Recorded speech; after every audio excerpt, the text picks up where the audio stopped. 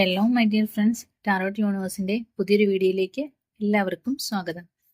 അപ്പോൾ നമ്മുടെ ഇന്നത്തെ റീഡിംഗ് എന്താണെന്ന് വെച്ചാൽ, നിങ്ങളുടെ വ്യക്തി എന്താണ് നിങ്ങളെക്കുറിച്ച് അറിയാൻ ആഗ്രഹിക്കുന്നത്, അതാണ് നമ്മൾ ഇന്ന് റീഡ് ചെയ്യാൻ പോകുന്നത്.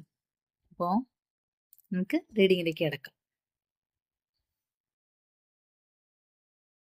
അപ്പോൾ നമുക്കിവിടെ ആദ്യം കിട്ടിയിരിക്കുന്ന കാർഡ് ഏതാണെന്ന് നോക്കാം.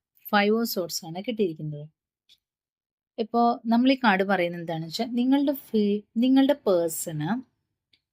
പേഴ്സണ് ഇപ്പോൾ എന്താണ് കറന്റ് ഫീൽ ചെയ്യുന്നതെന്ന് അറിയാമോ?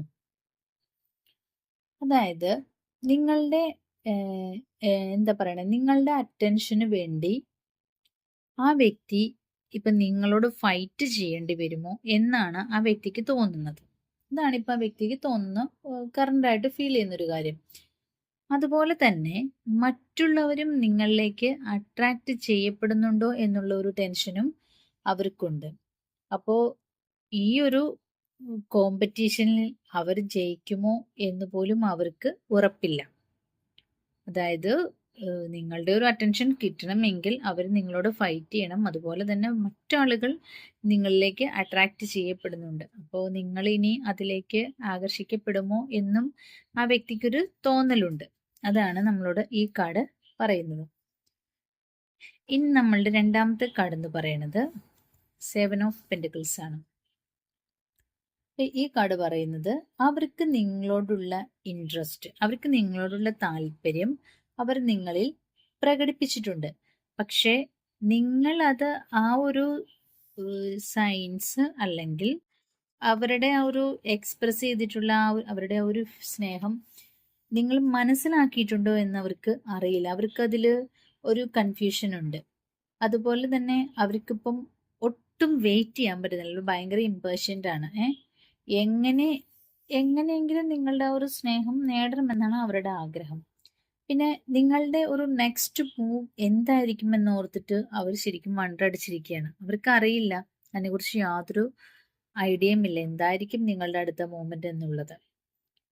പിന്നെ അതുപോലെ തന്നെ ഇപ്പോൾ ഈ ഒരു റിലേഷൻ്റെ കേസിൽ നിങ്ങളൊരു ഫസ്റ്റ് മൂവ് നടത്താൻ, ഫസ്റ്റ് നിങ്ങളുടെ ഭാഗത്തു നിന്ന് എന്തെങ്കിലും ഒരു ആക്ഷൻ ഉണ്ടാവാൻ വേണ്ടിയിട്ട് അവരിപ്പോൾ വെയിറ്റ് ചെയ്തിരിക്കുകയാണ്.